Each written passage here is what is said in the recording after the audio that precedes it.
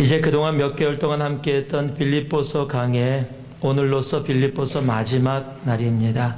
20번에 걸쳐서 여러분과 함께 나눴었는데요. 우리 이제 빌립보서 4장 14절에서 23절 말씀 다 같이 일어나셔서 우리 조금 길긴 하지만 한 목소리로 함께 봉독해 올리도록 하겠습니다. 빌립보서 4장 14절부터 23절까지 말씀을 한 목소리로 봉독하겠습니다. 그러나 너희가 내 괴로움에 함께 참여하였으니 잘하였도다. 빌립보 사람들아, 너희도 알거니와 복음의 시초에 내가 마게도냐를 떠날 때에 주고받는 내 일에 참여한 교회가 너희 외에 아무도 없었느니라. 데살로니가에 있을 때에도 너희가 한 번, 두 번 나의 쓸 것을 보내었도다. 내가 선물을 구함이 아니요 오직 너희에게 유익하도록 과실이 번성하기를 구함이라. 내게는 모든 것이 있고 또 풍부한지라. 에바브로디도 편에 너희의 준 것을 받음으로 내가 풍족하니 이는 받으실 만한 향기로운 제물이요 하나님을 기쁘시게 한 것이라. 나의 하나님이 그리스도 예수 안에서 영광 가운데 그 풍성한 대로 너의 모든 쓸 것을 채우시리라. 하나님 곧 우리 아버지께 세세무궁토록 영광을 돌릴지어다. 아멘. 그리스도 예수 안에 있는 성도에게 각각 문안하라. 나와 함께 있는 형제들이 너희에게 문안하고 모든 성도들이 너희에게 문안하되 특별히 가이사 집 사람 중 몇이니라. 주 예수 그리스도의 은혜가 너희 심령에 있을지어다. 아멘. 아멘. 자리에 앉아주시기 바랍니다. 봉독을 하다가 일부 때도 그러셨는데요. 아멘이라는 단어가 나오니까 그게 끝인 줄 알고 더 이상 봉독 안 하시려고 다들 멈추세요. 그러다가 제가 계속 가니까 계속 따라서 그 아멘이 이 중간에 있다 보니까 습관이 참 무서운 것 같아요. 아멘 하면 모든 것이 끝나는 그런 모습이 되다 보니까요. 우리들이 습관 가운데도 그런 모습을 느끼지만은요, 간혹 우리의 삶에서 우리들이 하나님을 오해하고 또 그렇게 내 삶에 습관적으로 생각하는 때가 종종 있습니다. 하나님을 이렇게 생각하시는 분들이 가끔가다 있으세요. 하나님은 이 땅 가운데서 우리가 아무것도 누리기를 원치 아니하시고 오직 십자가의 길, 날마다 자기 십자가를 지고 십자가의 길만을 가기를 원한다. 누리는 것은 천국 가서만 누리기를 원한다. 이렇게 생각하시는 분들이 가끔가다 있으십니다. 분명 이 땅의 삶이 우리의 전부는 아닙니다. 아니, 천국과 비교할 수 없다라는 사실을 우리들은 압니다. 그래서 우리가 잘 아는 빌립보서 3장 8절 말씀에 보면 또한 모든 것을 해로 여김은 내 주 그리스도 예수를 아는 지식이 가장 고상함을 인함이라. 내가 그를 위하여 모든 것을 잃어버리고 배설물로 여김은 그리스도를 얻고. 무엇을 이야기합니까? 예수를 알아갔더니 예수를 아는 그 삶이 세상 내가 구했던 모든 것보다 너무 귀해서 비교를 했더니 세상 것은 배설물 같다. 분명히 천국의 삶은 귀하고 아름답습니다. 그러나 분명히 또 우리들이 알아야 될 사실이 하나가 있습니다. 아니, 하나님도 확실히 아시는 한 가지가 있습니다. 그것은 천국 가는 그날까지 우리가 이 땅에서 살아가고 있다라는 사실입니다.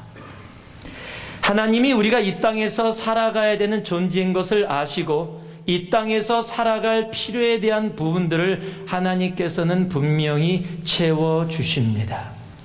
이 땅을 살아가면서 너희는 날마다 십자가를 지고 다 버리고, 그러니까 예수만 따르는 삶, 무소유의 삶, 아무것도 없는 삶, 고통받는 삶, 그 삶을 사는 것이 무조건 옳다라고 이야기하지 아니하시고, 이 땅에 살아가는데 우리들이 필요한 것이 무엇인지, 우리들이 이 땅을 살아가는데 그 필요한 것들에 대한 부분을 아시고 그것을 채워주시겠다고 성경에 여러 번에 걸쳐서 우리에게 말씀을 해 주십니다. 여러분이 잘 아는 마태복음 6장 33절을 보면은요, 너희는 먼저 그의 나라와 그의 의를 구하라. 그리하면 이 모든 것을 너희에게 더하시리라 라고 말씀하고 계세요. 이 모든 것을 너희에게 더한다라는 겁니다. 그런데 이 모든 것이 뭡니까? 그 앞에 성경 구절을 보면 좀 더 확실히 알 수 있습니다. 마태복음 6장 25절과 28절을 보면은요, 그러므로 내가 너희에게 이르노니 목숨을 위하여 무엇을 먹을까 무엇을 마실까 몸을 위하여 무엇을 입을까 염려하지 말라. 즉 먹고 마시는 것에 대해서 이야기하고 있습니다. 28절을 봐도요, 또 너희가 어찌 의복을 위하여 염려하느냐 들의 백합화가 어떻게 자라는가 생각하여 보라. 수고도 아니하고 길쌈도 아니하느니라. 즉 이 모든 것이라는 것은 우리들이 인생 가운데 살아가는 데 필요한 것, 먹고 마시고 입고 하는 모든 살아가는 필요에 대한 것을 하나님은 채워주시겠다. 이 모든 것을 우리의 삶에 채워주시겠다라고 약속하고 있는 겁니다. 그런데 그 채워주시겠다는 약속을 우리들이 믿지 못하고 내가 무엇을 하려고 하나님이 채우시겠다고 약속했는데 내가 내 삶을 채워야 되고 내 삶은 내가 꼭 책임져야 되는 것처럼 이 땅만을 위해서 내 삶을 채우기 위해서 살아가는 인생들을 향해서 6장 30절에는 이렇게 이야기합니다. 오늘 있다가 내일 아궁이에 던지우는 들풀도 하나님이 이렇게 입히시거든 하물며 너일까 보냐 믿음이 적은 자들아. 즉 하나님의 채우심을 믿지 못하고 자기가 자기 것을 위해서만 살아가는 사람들을 향해서 성경은 믿음이 적은 자들아라고 이야기하고 있는 겁니다. 하나님은 우리의 삶의 필요를 아시고 채우시는 분이십니다. 그는 채우기를 원하십니다. 오늘 본문의 빌립보서 4장 19절을 보니까요, 나의 하나님이 그리스도 예수 안에서 영광 가운데 그 풍성한 대로 너의 모든 쓸 것을 채우시리라 라고 이야기합니다. 여기에 채우시리라 라는 단어가 헬라어로 플로레세이라는 단어입니다. 플로레세이라는 단어인데 헬라어는 이 형태가 여러 형태가 있습니다. 즉 현재형, 과거형, 미래형 뭐 이런 것뿐만이 아니라 그 안에 단어 하나가 갖고 있는 여러 가지 형태가 있는데 이 플레로세이라는 단어는 미래 능동태형입니다. 이 미래 능동태형은 채우시리라 라는 단어는 채우실 것을 내가 조금도 의심하지 않고 확실하게 믿는다라는 의미를 갖고 있는 단어입니다. 즉 하나님께서 우리의 필요를 채우실 것을 내가 확실히 알기 때문에 너희의 필요도 하나님은 분명히 채워주실 것이다 라고 이야기하고 있는 겁니다. 그러면 하나님은 우리의 모든 필요를 언제나 다 채워주십니까? 예, 그렇게 하기를 원하십니다. 그런데 그럼에도 불구하고 하나님이 채우시는 삶이 있습니다. 하나님이 채워주시기 원하는데 우리들이 해야 될 자그마한 파트가 하나 있습니다. 아까 봉독한 마태복음 6장 33절도요. 너희는 먼저라고 이야기합니다. 너희는 먼저 그의 나라와 그의 의를 구하라. 그리하면 이 모든 것, 너희들이 삶에 필요한 먹고 사는 모든 것을 너희에게 더하시리라 라고 얘기하고 있는 겁니다.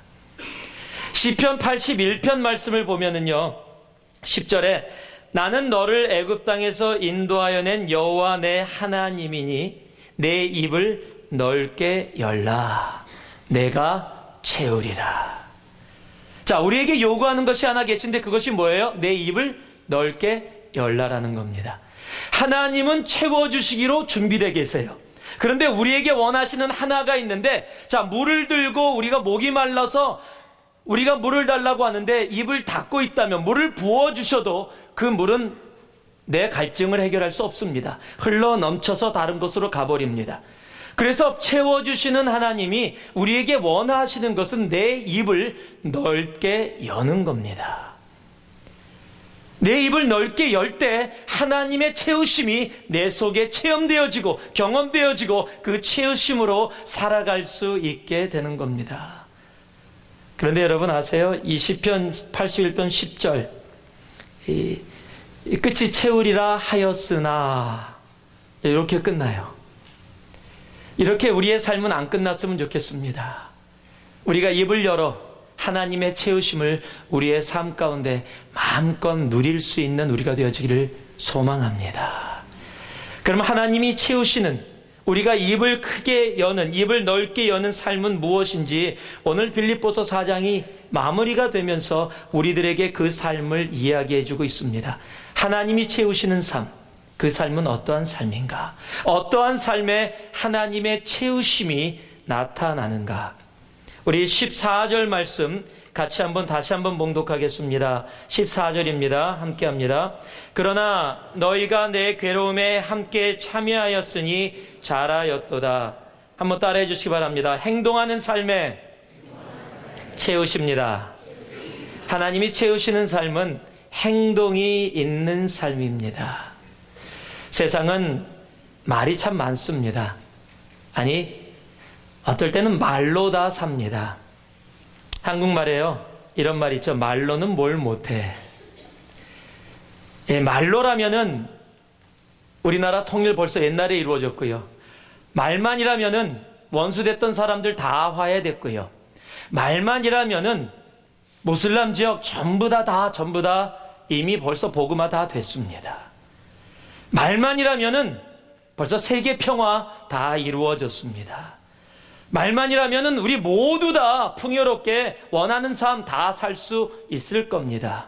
그런데 하나님이 채우시는 삶은 말의 삶이 아니라 삶으로 살아가는 행동의 삶에 하나님은 채우십니다. 오늘 본문의 말씀을 보니까 14절에요. 나의 괴로움에 너희들이 참여했다라고 얘기하고 있습니다. 내가 감옥에 갇히고 먹을 것이 없어서 내가 지치고 힘들고 어려울 때 아유 어떡하지, 사도 바울 감옥에 갇혔어, 어떡하지, 저 사람 먹을 것도 없는데 라고 말만 한 삶이 아니라 아무도 도와주지 않았을 때 너희 빌립보 교회는 나의 그 고통 속에, 그 괴로움 속에 함께 행동으로, 삶으로 참여했다라고 이야기하고 있는 겁니다. 요한복음 3장 16절을 보면은 이렇게 시작을 합니다. 하나님이 세상을 이처럼 사랑하사. 너무 좋잖아요. 하나님이 세상을 이처럼 사랑하사. 그런데 여기서 문장이 끝나면 근데요, 이처럼 사랑했는데 이처럼 사랑한 게 무엇인가요? 하나님이 세상을 이처럼 사랑하사 뭘 어쨌다고요? 아내와 남편이 서로에게 내가 너를 사랑해서 그래서요? 아니 그냥 그렇다고. 여보, 그러면 아무 의미가 없는 겁니다. 내가 너를 사랑해서 내가 이러한 부분으로 너에게 이렇게 함께 나아간다. 이러한 모습으로 내가 한다. 내가 너를 사랑해서 그 다음에 뭔가 따라와야 합니다. 요한복음 3장 16절에 하나님의 사랑은 하나님이 세상을 이처럼 사랑하사 무엇이라고요? 독생자를 주셨으니. 하나님의 사랑은 말뿐만의 사랑이 아니라 행동으로 옮겨지는 사랑이었다는 사실입니다. 하나님은 우리의 삶에 행동으로 살아가는 삶에 하나님은 채우십니다. 우리의 신앙의 삶은 행동의 삶이어야 합니다. 사랑한다고 말했다면 사랑하는 행동이 있어야 합니다. 예수께서 바리새인을 향해서 회칠한 무덤이라고 이야기한 이유는 그들의 말과 행동이 달랐기 때문입니다. 말은 있었는데 행동이 없었습니다.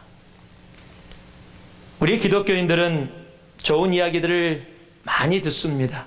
좋은 이야기들을 하나님의 말씀을 통해서 많이 배웁니다. 그래서 참 많이 압니다. 많은 것을 담고 있습니다. 사랑해야 하는 것도 압니다. 원수도 사랑하라고 한 얘기도 압니다.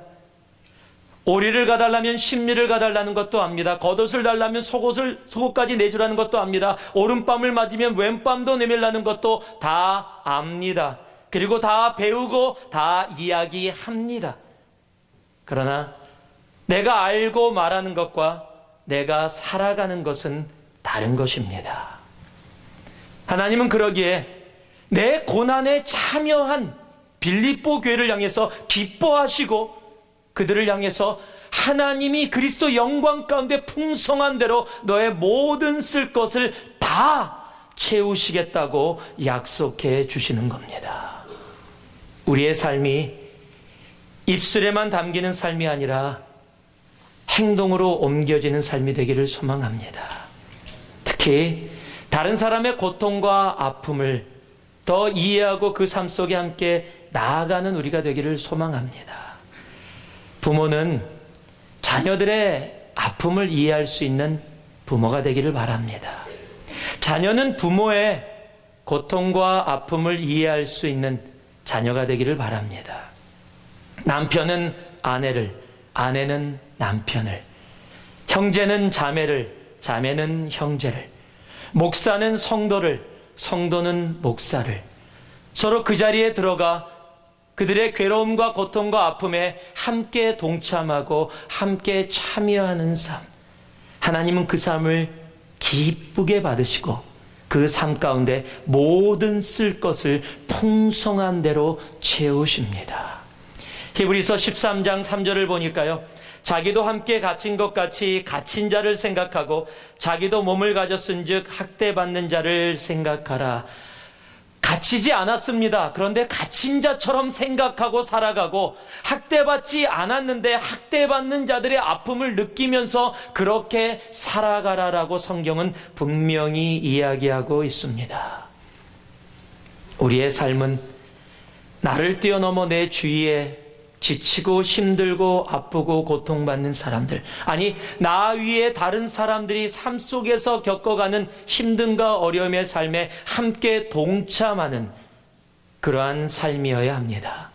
하나님은 그 삶을 외면하지 아니하시고 그 삶을 온전히 채워주십니다.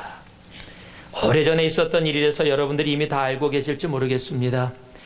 미국의 미시간주 서부에 15살 소년이 암이 걸려서 암 치료를 받기를 시작했습니다. 키모테라피를 받기 시작하면서 효과가 조금 있었지만은 구토가 일어나고 머리카락이 빠지기 시작해서 좀 고통 속에 있었습니다.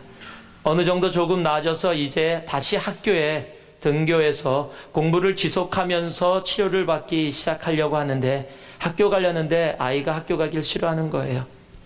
얼굴도 초췌해졌고요. 무엇보다도 머리가 하나도 없는 겁니다. 그게 부끄러워서 학교 가기를 싫어하는 겁니다. 그런데 설득해서 학교로 아이가 갔습니다. 아이가 부끄럽고 창피해서 조심스럽게 문을 열고 들어가는데 이게 웬일입니까? 온 반 아이들이 전부 다 머리카락이 하나도 없는 겁니다.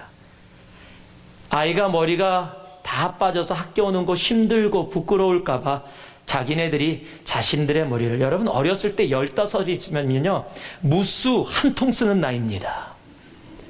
무수 잔뜩 써갖고요 그냥 정말로 그냥 다 꾸밀 때예요. 그런데 얼마나 머리 중요합니까? 여러분 아이들 머리, 여러분 자녀 머리 이렇게 만져봐요. 그러면 제일 싫어합니다. 건들지 말라 그러지요. 그런데 그 머리카락을 다 잘랐어요. 그저 말로 괜찮아, 머리 없어도 예뻐, 야, 그것도 참 좋은 거지요.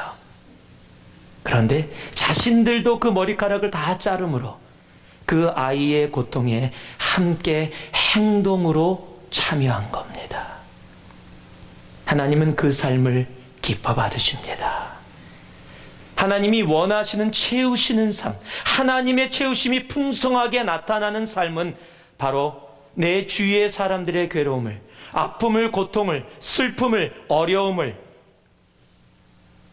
내가 느끼고 함께 동참하는 겁니다. 간혹 가다가 이 살다 보니까 그런 분들 계시더라고요. 그런 어려움을 보고서 같이 어려움에 동참합시다 그러고서 막 얘기를 해요. 막 분위기를 일으켜요. 그래서 많은 분들이 거기에 동참합니다. 그런데 동참하려고 하면 자기는 싹 빠져요. 아주 타고난 은사세요. 예, 많은 분들 동참하게 하시고 자신은 싹 빠지고. 여러분, 그러나 하나님이 원하시는 것은 얼마나 많은 사람이 그 일에 동참하고 행동하느냐가 아닙니다. 내가 그 고통과 아픔을 보았다면 하나님은 나에게 그 한 영혼을 위해서, 사회의 정의를 위한 것도 아닙니다. 내가 그것을 하나를 통해서 세상을 바꾸겠다는 것도 아닙니다. 그저 나 한 사람이 그 한 사람을 향해서 내 삶을 들여 그 고통에 함께 동참하는 것. 하나님은 그 행동 있는 바로 그 삶, 그 삶을 하나님은 기뻐 받으시고 하나님은 채우십니다. 왜냐면은요, 고린도전서 12장 26절을 보니까요, 만일 한 지체가 고통을 받으면 모든 지체도 함께 고통을 받고 한 지체가 영광을 얻으면 모든 지체도 함께 즐거워하나니. 왜 우리가 그 고통을 함께 동참해야 합니까? 우리는 한 몸이기 때문입니다. 한 가족이기 때문입니다. 주 안에서 부르심을 받은 주님의 자녀이기 때문입니다. 18절 말씀을 봅니다. 같이 한번 봉독하겠습니다. 18절 말씀 함께 합니다. 내게는 모든 것이 있고 또 풍부한지라 에바브로디도 편에 너희의 준 것을 받음으로 내가 풍족하니 이는 받으실 만한 향기로운 제물이요 하나님을 기쁘시게 한 것이라. 두 번째로 하나님이 채우시는 삶은 따라해 주시기 바랍니다. 나눌 줄 아는 삶에 채우십니다. 내 것을 남에게 주는 것은 결코 쉽지 않습니다. 그것이 물질이든 시간이든 내가 귀중하게 생각하는 것이든 내가 가지고 있는 은사든 결코 쉽지 않습니다. 또 내가 가지고 있는 것 조금 여유분을 가지고 다른 사람에게 나누는 것, 또 그것을 성경은 나눔이라고 이야기하고 있지 않습니다. 나눔과 동량은 다릅니다. 내 삶에 돈이 좀 많아서 돈 몇 불 띄어서 홈레스에게 도와줬다 해서 그것을 나눔이라고 안 하는 것보다 낫지요. 계속 하세요. 그러나 성경이 이야기하는 나눔은 조금 더 깊고 다릅니다. 열왕기상 17장 10절에서 11절 말씀은 우리가 잘 아는 사르밧 과부의 이야기가 나옵니다. 저가 일어나 사르밧으로 가서 성문에 이를 때에 한 과부가 그곳에서 나무가지를 줍는지라 이에 불러 가로되 청컨대 그릇에 물을 조금 가져다가 나로 마시게 하라. 저가 가지러 갈 때 엘리야가 저를 불러 가로되 청컨대 내 손에 떡 한 조각을 내게로 가져오라. 그냥 10절과 11절 말씀만을 읽으면 별로 그렇게 특별한 게 없습니다. 그런데 재미있는 사실은 지금 엘리야가 조금 육체적으로 지치고 배고픈 상태에 있었습니다. 그런데 하나님께서 엘리야에게 이야기해 주십니다. 네가 지금 사르밧 땅에 가면 과부가 있을 텐데 그 과부가 너를 도와주고 너를 먹여줄 것이다. 하나님께서 그렇게 하실 것이다 라는 말씀을 듣고 이곳에 왔습니다. 와갖고 있더니 하나님의 말씀대로 그 과부가 있는 거예요. 그 과부가 나뭇가지를 줍고 있어서 그에게 이야기합니다. 나에게 물을 조금 가져와라. 그래서 물을 가지러 갑니다. 물을 가지러 가고 있는데 엘리야가 그 가고 있는 사람에게 또 얘기합니다. 가는데 그냥 간 김에 떡도 좀 갖고 와라. 제가 누누이 여러분에게 말씀드렸지만 뭘 하고 있는데 또 시키면 짜증납니다. 아마 저만 경험한 게 아닐 겁니다. 제가 지난번에도 말씀드렸지만 집에서 쓰레기 봉지 들어가자마자 좋은 남편 되려고 저희들 목요일 날 쓰레기가 나가거든요. 수요일 저녁에 쓰레기를 밖에 내놔야 되니까 쓰레기를 다 모아서 막 들어가자마자 저녁 때 쌉니다. 그러고 나서 갖다 버리려고 그러는데 부스럭 소리를 들으니까 아내가 당신 왔어요? 목사님 왔어요? 목사님 쓰레기 좀 버려주세요. 그러면 그렇게 싸다가 내려놔요. 짜증나서. 하고 싶지 않아요. 이 사람의 심리가 다 그런 거예요. 여러분, 그런데 지금 이 사르밧 과부의 상황을 알아야 돼요. 지금 뭐라고 이야기하고 있냐면 지금 나뭇가지를 주었던 이유는 나뭇가지를 주어서 불을 떼서 지금 마지막 남은 기름, 마지막 남은 이 떡가루를 통해서 가루를 통해서 떡을 만들고 아들과 함께 동반 자살하려고 인생을 포기한 상태의 사람입니다. 그런데도 하나님의 사람이 시키니까 물을 가지러 가고 있었어요. 그런데 떡까지 갖고 오라 그러니까 거기다 대고 얘기하는 겁니다. 떡도 없습니다. 지금 요금밖에 없어, 조금밖에 없어서 그거 먹고 이제 아들과 함께 이 세상 떠나려고 하는 겁니다. 만약에 엘리야가요, 지금 이 상황 몰랐을 거예요. 알고서 달라 그랬으면 나쁜 사람이지요. 그런데 얘기를 하고 그 얘기를 들었잖아요, 이제. 여러분 같으면은요, 모르고 물 달라 그러고 떡 달라 그랬는데 그 상황을 들어보니까 이 상황이 보통 상황이 아니에요. 그럼 보통 사람 같으면 어떻게 해야 됩니까? 미안하다. 내가 너 상황을 모르고 나만 생각하고 내가 지금 목마르고 배고파서 물하고 떡을 달라 그랬구나. 잠깐만 기다려라. 내가 마을 가서 어떻게든지 너 먹고 사는 거 도와줄 테니까 이 세상 떠날 생각하지 마라. 여러분, 그래야 정상 아닙니까? 그런데 여러분, 계속해서 성경을 읽어보면 뭐라고 얘기하고 있냐면, 그러냐? 그 떡 만들어서 나한테 먼저 가져와라. 내가 먹어야 되겠다. 이건 말이 안 되는 상황이에요. 지금 그 상황을 들었는데, 그 힘들고 어려운 상황, 이 땅을 떠나고자 하는 절망의 상황을 들었음에도 불구하고 엘리야는 그에게 그 떡과 그 물을 갖고 오라는 겁니다. 이 사르밧 과부가 그 하나님의 사람의 말씀에 순종합니다. 그래서 떡을 만들어서 그에게 가져옵니다.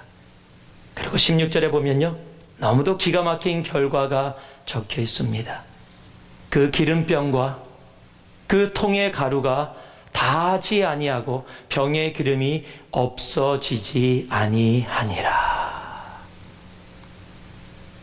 여러분, 나눔은요, 내가 가지고 있는 것 조금 나누는 게 아니라 내가 지금 먹고 죽으려고 마지막으로 남겨놓은 거, 내 삶의 마지막 거, 가장 소중한 거, 이것으로 내 인생 끝나는 거, 그것을 하나님의 사람에게, 그리고 주위에게, 하나님께 드리는 것, 바로 그것이 나눔입니다.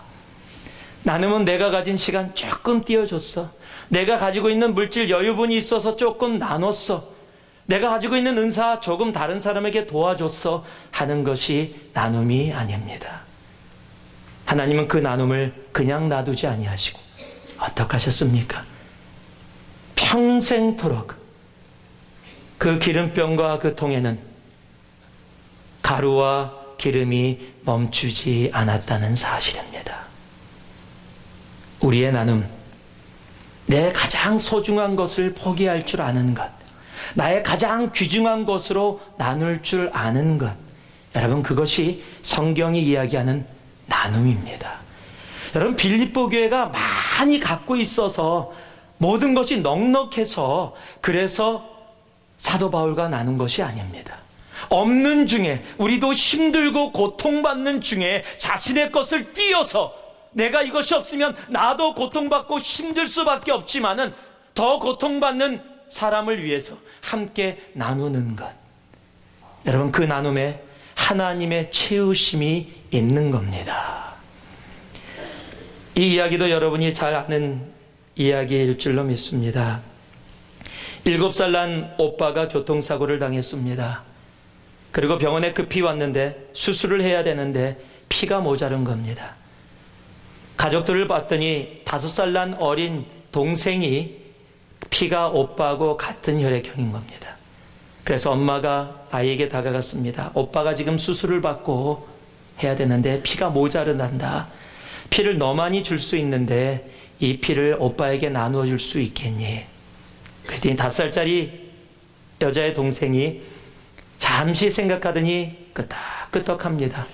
엄마가 고맙다고 합니다. 수술에 들어갔습니다. 마취를 했습니다. 수술이 잘 끝났습니다. 오빠가 깨어나고 자기도 조금 있다가 깨어났습니다. 오빠 어때? 오빠 다 잘 됐어. 고마워. 너 때문에 오빠가 살았어. 그랬더니 아이가 이제 눈물을 주르륵 흘립니다. 그러면서 엄마를 바라보며 이렇게 얘기합니다.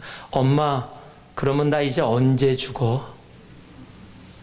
엄마가 깜짝 놀랐습니다. 무슨 말이니? 꼬마는 피를 나눠주면 자기가 죽는 것이라고 생각을 했습니다. 그런데 오빠를 위해 피를 나눠주겠니? 라고 했을 때 잠시 생각하고 끄떡끄떡 했다는 것은 오빠를 살리고 나는 죽을 각오를 한 겁니다.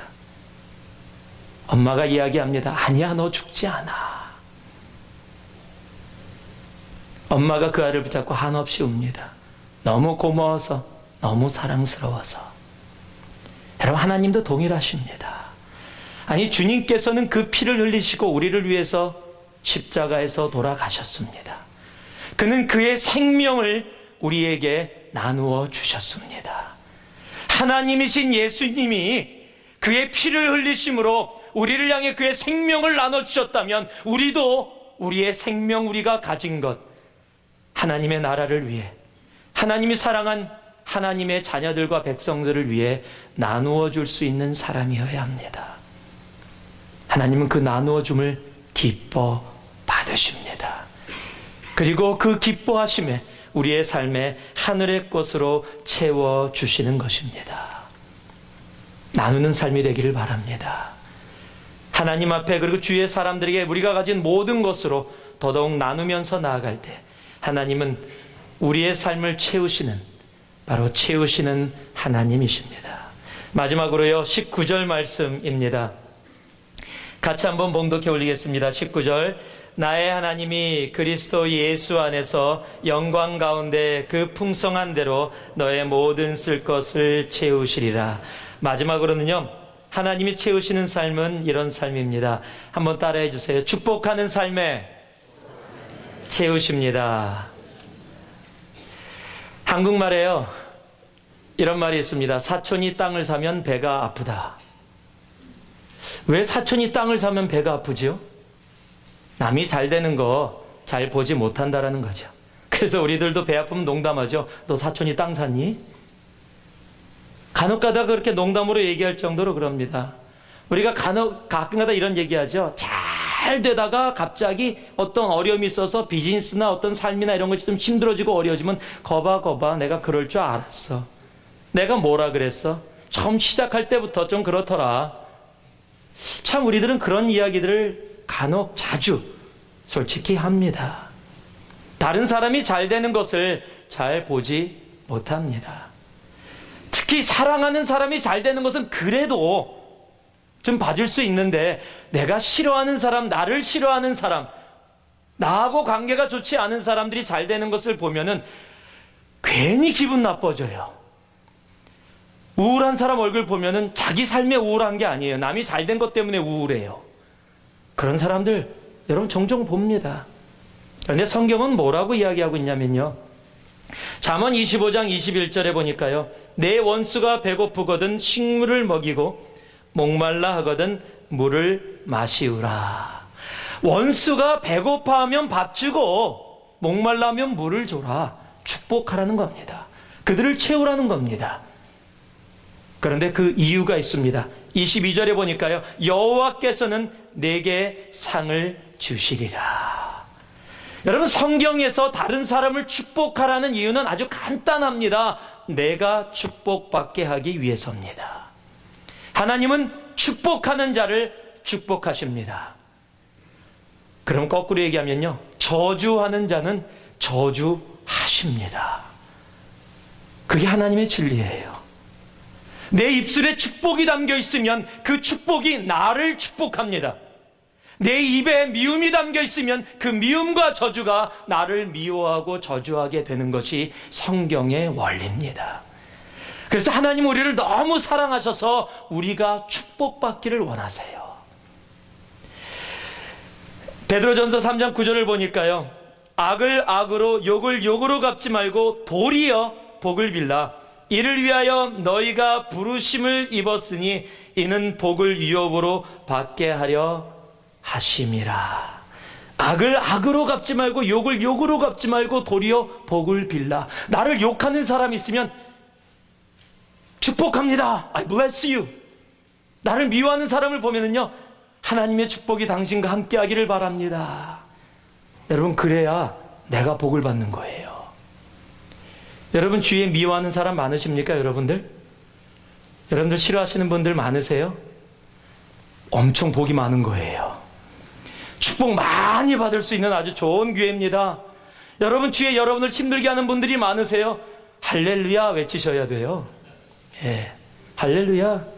여러분들이 그들을 복을 빌어줄 때마다 하나님이 여러분에게 더 많은 상으로 복으로 채워주시는 하나님의 은혜가 있을 겁니다.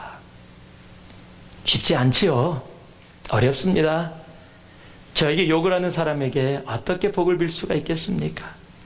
그런데 성경은 그렇게 복을 빌기를 명령하고 있습니다. 왜냐하면 우리가 복받는 길이기 때문입니다. 여러분, 이 땅 가운데 하나님이 채우심을 온전히 체험하고 경험하기를 원하십니까? 그렇다면 오늘부터 입술을 열어 내 주위 사람들을 축복하시기 바랍니다. 내 입술을 열 때마다 내 주위의 형제자매들을 축복하시기 바랍니다. 나를 미워하고 나를 싫어하는 사람의 하나님의 이름으로 축복하시기 바랍니다. 나에게 고통을 주고 아픔을 주고 어려움을 준 사람에게 하나님의 이름으로, 예수 그리스도의 이름으로 축복하시기 바랍니다. 그 축복이 여러분의 축복이 될 것입니다. 그 축복으로 언제나 주님 앞에 하나님이 채우심을 내 삶에 마음껏 누리며 살아가는 여러분 한 분 한 분 되기를 주님의 이름으로 축복합니다. 말씀을 마무리하겠습니다. 백화점 왕이라고 불리우는 존 워너메이커라는 사람이 있습니다. 1800년대, 1900년대 초까지 있었던 사람입니다. 이 사람은 미국이 나온 신앙인이라고 불렸는데요. 필라델피아에서 백화점을 시작해서 백화점 신화를 만든 사람입니다. 미국의 해리슨 대통령 밑에서 최신부 장관도 지냈는데요. 최신부 장관을 지낼 때 해리슨 대통령이 최신부 장관을 해달라니까 이런 조건을 내걸었습니다. 장관은 부업이 되어야 하고 주일학교 교사가 본업이 되도록 주일에는 반드시 필라델피아의 본 교회에 출석할 수 있도록 해주셔야 최신부 장관을 하겠습니다. 예, 엄청난 조건이지요. 그러고 나서 시간이 지난 다음에 1921년 한 기자가 그분에게 물었습니다. 선생님은 지금까지 투자한 것 중에서 가장 성공적인 것이 무엇이라고 생각하십니까? 라고 물었더니 이렇게 대답합니다. 지금 내 재산은 건물과 땅만 해도 대략 200억 불 정도 넘습니다. 그동안 나는 많은 투자를 했지요. 하지만 그 어떤 투자도 내가 10살 때 했던 투자만큼 큰 것은 없습니다. 나는 그때 최고의 투자를 했습니다. 2불 75센트를 주고 예쁜 가죽 성경 한 권을 구입했거든요. 나는 그것이 내 인생에 있어서 가장 위대한 투자라고 생각합니다. 왜냐하면 그 성경이 오늘의 나를 만들었기 때문입니다. 성경이 하나님이 그 성경대로 주님 앞에 나누며 행동하며 다른 이를 축복하며 살아갔던 삶을 하나님이 차고 넘치도록 풍성하도록 그들을 축복해 주신 겁니다. 먼 이야기가 아니어도 좋습니다. 여러분이 가끔 가다 가시는 식당, 칙필라라는 식당이 있습니다. 그 식당의 창업주가 트루엣 캣이라는 사람입니다. 한 몇 년 전에 90세 생일을 맞이했었습니다. 90세 생일 때 많은 사람들을 모아놓고 자기가 이야기를 하면서 이렇게 이야기합니다. 평생 주일학교 교사를 한 번도 빠져본 적이 없습니다. 내가 그렇게 했던 이유는 자기가 평생 마음에 담고 있는 성경 구절 한 구절이 있기 때문입니다. 그것이 잠언 22장 1절 말씀입니다. 내 많은 재물보다 명예를 택할 것이요 은이나 금보다 은총을 더욱 택할 것이니라. 그것을 외웠습니다. 90세예요. 그러니까 평생 마음에 담고 왔다는 겁니다. 그러면서요, 그분의 삶의 모토가 두 개가 있습니다. 그 칙폴레 그 가게 그 모토입니다. 주일은 쉽니다. 닭고기 더 많이 먹어주세요. 2년 전인가요? 3년 전에 포브스지가 선정을 했습니다. 전 세계 이분이 692번째 부자라고. 이분의 삶에 차고 넘치는 이 물질의 축복은 그 물질의 축복을 추구해서가 아닙니다. 많은 물질보다 하나님의 은총, 은혜를 더 사모했기 때문입니다. 하나님의 채우심은 내가 그 물질을 향해서 달려가는 자세가 아니라 너희는 먼저 하나님의 것을 찾는 자세, 그것이 입을 벌리는 하나님의 채우심에 입을 넓히는 모습입니다. 말뿐만 아니라 행함으로 내 주의 고통에 참여할 수 있는 우리가 되기를 소망합니다. 동량이 아니라 진정한 나눔으로 물질뿐만 아니라 내 시간과 정성과 내 은사와 내가 가진 모든 것을 나누는 것으로 하나님의 채우심이 우리의 삶 속에 체험되어지기를 바랍니다. 그리고 무엇보다 내 입술을 열어 내 삶으로 내 주위의 모든 이들을 축복하며 사는 그 축복을 통해 하나님의 채우심이 여러분의 삶에 가득 차기를 주님의 이름으로 축복합니다. 한 말씀으로 말씀을 마무리합니다. 마태복음 6장 8절을 보면요, 그러므로 저희를 본받지 말라, 세상을 본받지 말라. 구하기 전에 너희에게 있어야 할 것을 하나님 너희 아버지께서 아시느니라. 하나님은 여러분의 필요를 아십니다. 그러기에 채우십니다. 그 하나님 앞에 그 채우심이 여러분의 삶 가운데 이 안에 차고 넘쳐서 그 채우심으로 주님 앞에 기쁨으로 나아가는 여러분 한 분 한 분 되기를 주님의 이름으로 축복합니다. 기도하겠습니다. 사랑의 아버지 하나님, 감사합니다.